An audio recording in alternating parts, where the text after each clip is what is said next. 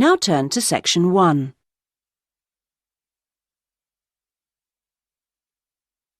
Section 1. You will hear a man telephoning an employment agency to register for job opportunities. First, you have some time to look at questions 1 to 10.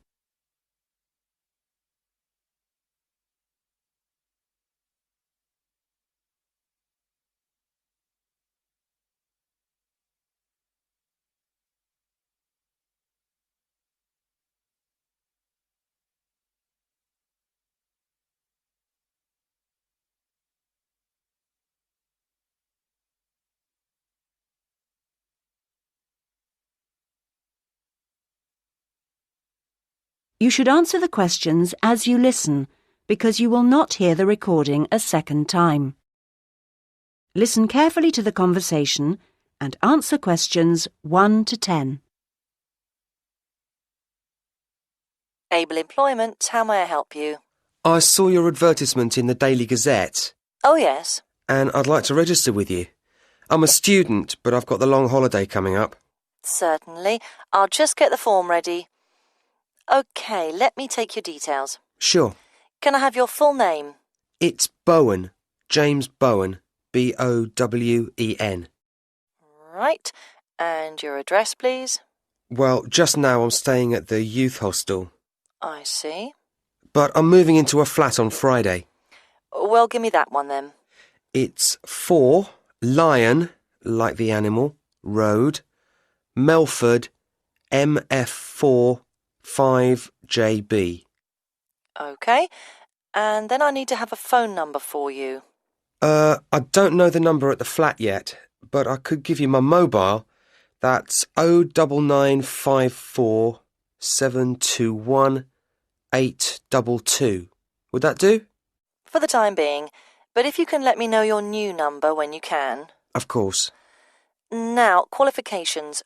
What qualifications have you got? I mean, post-16 qualifications. Well, I stayed on at school till 18 and got my A-levels. Fine. Anything else? You said you were a student. Yes, and then I've done 2 years at college, so I've got my history diploma, though I don't know how useful that'll be for getting a job. Well, it depends. Everything counts in some way. And I also did an IT course this year, and that got me my computer skills certificate, which I certainly hope is relevant. It's different anyway. That's all really. That's quite a good range. And what about on the practical side? What work experience have you got? Well, not too much, because I've mainly been studying. Yes. But 2 summers ago I worked just as general assistant in a hospital for about 3 months. It was quite hard, but very interesting. OK. Anything else? If you include part-time work, Oh, yes. I've often worked in the college holidays as a tour guide, showing visitors round. That's quite enjoyable, meeting people. I'm sure. Now on to interests. There's space here for 2. What would you say? 2. Well, I like various sports, but I suppose we should put that I'm in the swimming club. I'm pretty committed to that. Yes, that sounds good. And for the other one, something different? I'm very keen on music too, and I love playing piano. I've been doing that for over 10 years now. Yes, I'll put that down. Well, that's more or less it for the time being. Uh-huh. Just one more thing. What I do need is your availability. Oh, yes. The college term finishes on June the 20th, and then I'm going to visit my parents. But I can be back and ready to start on June the 28th, if that seems okay. I'm sure it is. Now, what happens next is that I process this information, and then... That is the end of Section 1. You now have half a minute to check your answers.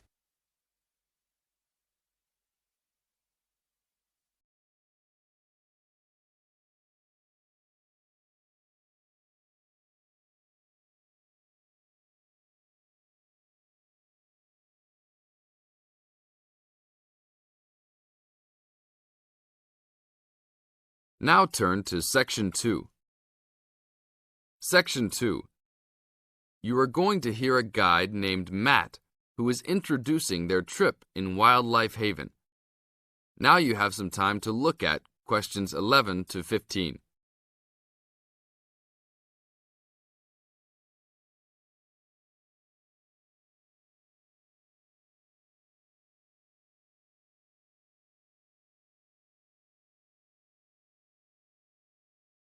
Now listen to the first part of the introduction carefully and answer questions 11 to 15.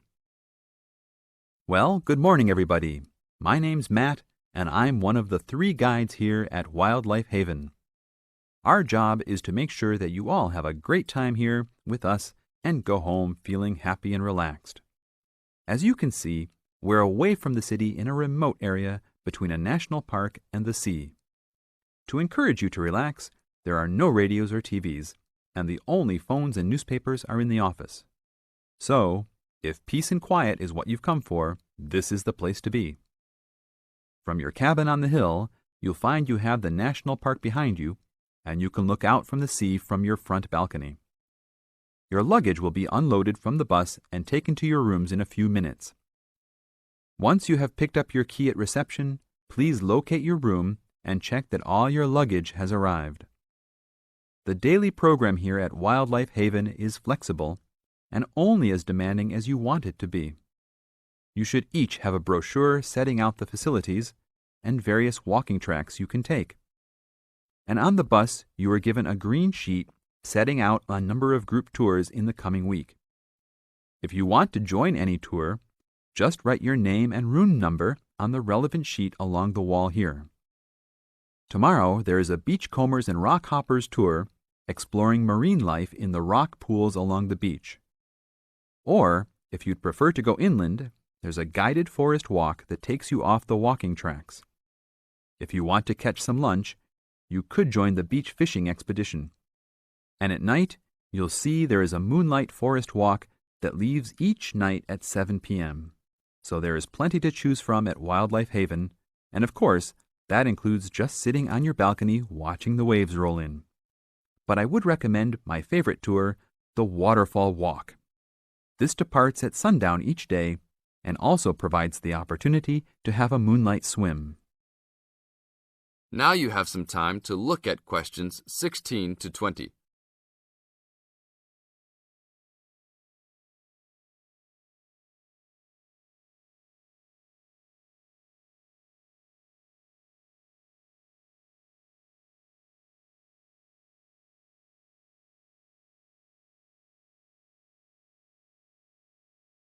In the second part of the introduction, you are going to get some advice from Matt. Listen carefully and answer questions 16 to 20. You've chosen to visit us in January, which is one of our hotter months. And although you may be tempted to wear a minimum of clothing, you should always take precautions against injury, particularly in the national park. This includes sensible footwear. You'd be surprised how many of our guests ignore this advice and end up being sorry. And socks are a good idea too. And even though you might be under trees a lot of the time, it's a good idea to wear a hat in this hot climate. There's no need to be too concerned about walking in the national park, provided you use common sense. It's true that there are poisonous spiders in the park, but they are really more frightened of you than you are likely to be of them. I should also warn you against eating any wild berries. Some are edible, but you should avoid them all. We'll provide all the food you can eat. Well, that's about all for now. Dinner is from 6 to 8 p.m. in this building. This is the end of Section 2. You now have half a minute to check your answers.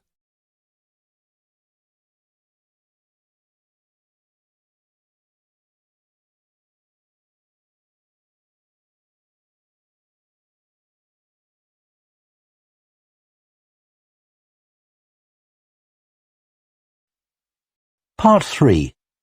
You will hear 2 urban planning students discussing bike-sharing schemes in different cities. First, you have some time to look at questions 21 to 24.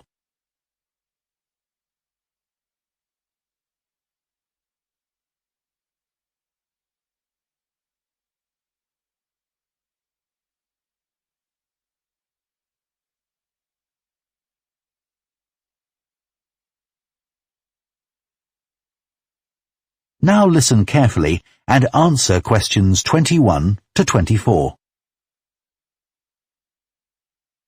Now that we've done all the research into bike-sharing schemes in cities around the world, we need to think about how we're going to organise our report. Right.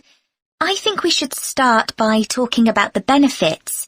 I mean, it's great that so many cities have introduced these schemes where anyone can pick up a bike from dozens of different locations and hire it for a few hours. It makes riding a bike very convenient for people. Yes, but the costs can add up, and that puts people on low incomes off in some places. I suppose so. But if it means more people in general are cycling rather than driving, then because they're increasing the amount of physical activity they do, it's good for their health. OK, but isn't that of less importance? I mean, doesn't the impact of reduced emissions on air pollution have a more significant effect on people's health? Certainly in some cities, bike sharing has made a big contribution to that, and also helped to cut the number of cars on the road significantly. Which is the main point. Exactly. But I'd say it's had less of an impact on noise pollution because there are still loads of buses and lorries around. Right. Shall we quickly discuss the recommendations we're going to make? In order to ensure bike-sharing schemes are successful? Yes. OK. Well, while I think it's nice to have really state-of-the-art bikes with things like GPS, I wouldn't say they're absolutely necessary. But some technical things are really important, like a fully functional app, so people can make payments and book bikes easily. Places which haven't invested in that have really struggled. Good point.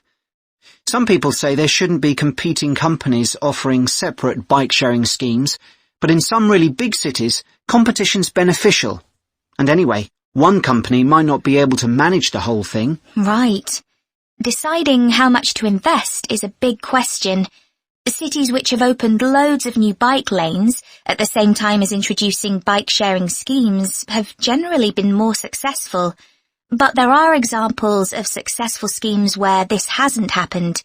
What does matter, though, is having a big publicity campaign. Definitely. If people don't know how to use the scheme or don't understand its benefits, they won't use it. People need a lot of persuasion to stop using their cars. Before you hear the rest of the discussion, you have some time to look at questions 25 to 30.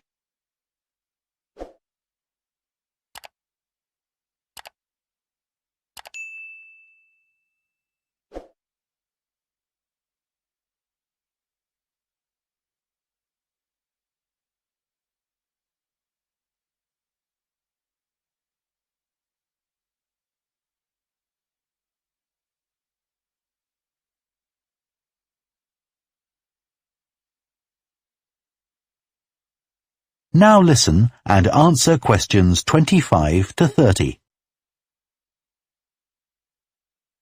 Shall we look at some examples now and say what we think is good or bad about them? I suppose we should start with Amsterdam, as this was one of the first cities to have a bike-sharing scheme. Yes, there was already a strong culture of cycling here. In a way, it's strange that there was such a demand for bike sharing, because you'd have thought most people would have used their own bikes. And yet it's one of the best used schemes. Dublin's an interesting example of a success story.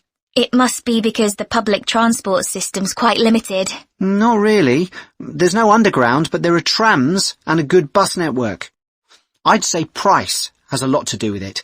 It's one of the cheapest schemes in Europe to join. But the buses are really slow. Anyway, the weather certainly can't be a factor. No, definitely not. The London scheme's been quite successful. Yes, it's been a really good thing for the city. The bikes are popular and the whole system is well maintained, but it isn't expanding quickly enough. Basically, not enough's been spent on increasing the number of cycle lanes. Hopefully that'll change. Yes. Now, what about outside Europe? Well, bike-sharing schemes have taken off in places like Buenos Aires. They built a huge network of cycle lanes to support the introduction of the scheme there, didn't they? It attracted huge numbers of cyclists where previously there were hardly any. An example of good planning. Absolutely. New York is a good example of how not to introduce a scheme. When they launched it, it was more than 10 times the price of most other schemes. More than it costs to take a taxi. Crazy. I think the organisers lacked vision and ambition there. I think so too. Sydney would be a good example to use. I would have expected it to have grown pretty quickly here. Yes. I can't quite work out why it hasn't been an instant success like some of the others. It's a shame, really. I know. OK, so now we've thought about all the... That is the end of Part 3. You now have half a minute to check your answers to Part 3.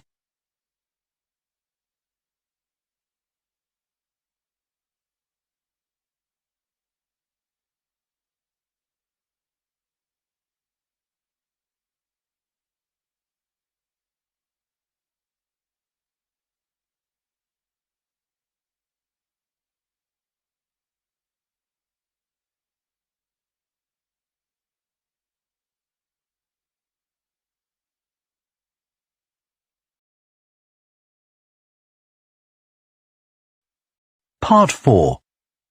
You will hear part of an environmental science lecture about a large bird called the dodo, which is now extinct. First, you have some time to look at questions 31 to 40.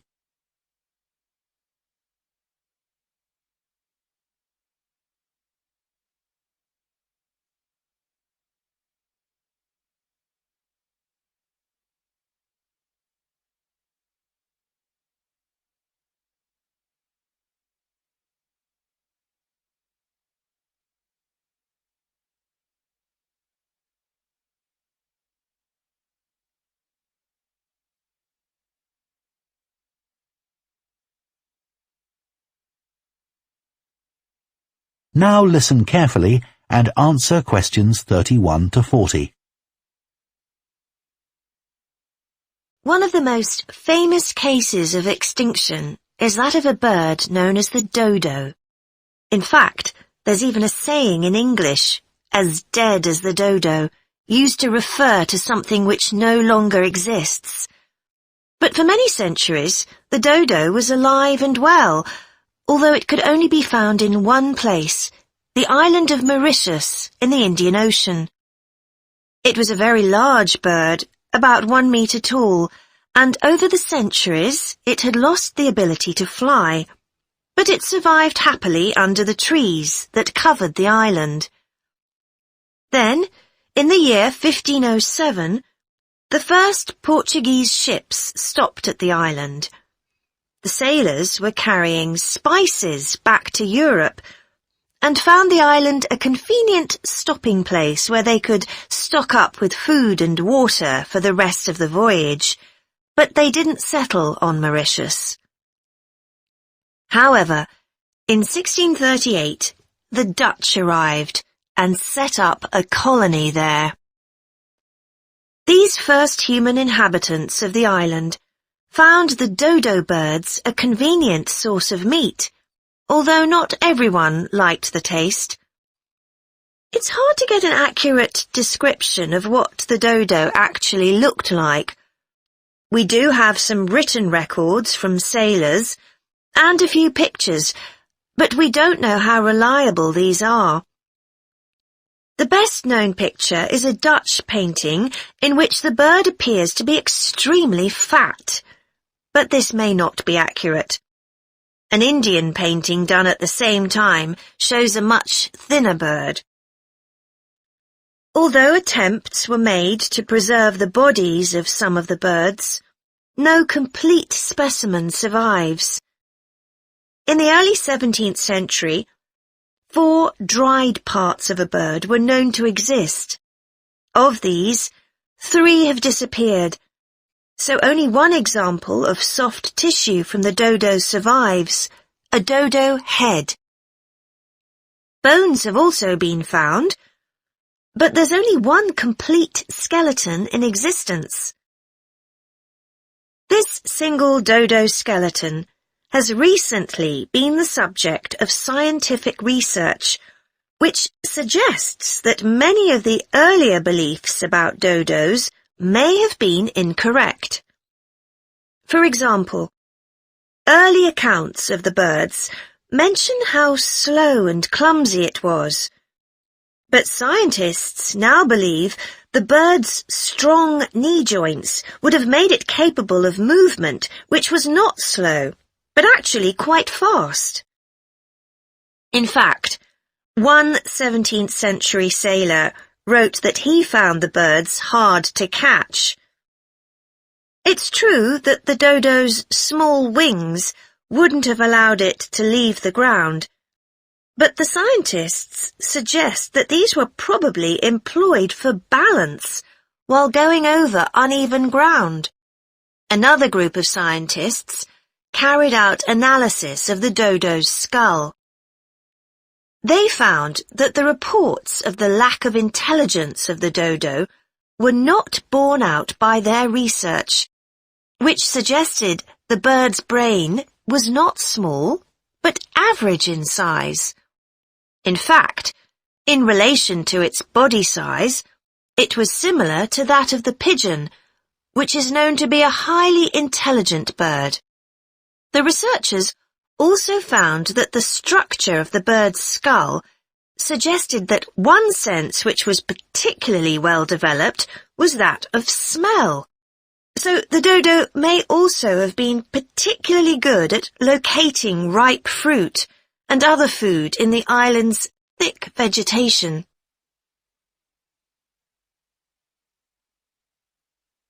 So it looks as if the dodo was better able to survive and defend itself than was originally believed. Yet, less than 200 years after Europeans first arrived on the island, they had become extinct. So what was the reason for this? For a long time it was believed that the dodos were hunted to extinction, but scientists now believe the situation was more complicated than this. Another factor may have been the new species brought to the island by the sailors. These included dogs, which would have been a threat to the dodos, and also monkeys, which ate the fruit that was the main part of the dodo's diet. These were brought to the island deliberately. But the ships also brought another type of creature, rats, which came to land from the ships and rapidly overran the island. These upset the ecology of the island, not just the dodos, but other species too. However, they were a particular danger to the dodos because they consumed their eggs. And since each dodo only laid one at a time, this probably had a devastating effect on populations. However, we now think that probably the main cause of the bird's extinction was not the introduction of non-native species, but the introduction of agriculture. This meant that the forest that had once covered all the island and that had provided a perfect home for the dodo was cut down so that crops such as sugar could be grown. So, although the dodo had survived for thousands of years, suddenly it was gone. That is the end of Part 4. You now have 1 minute to check your answers to Part 4.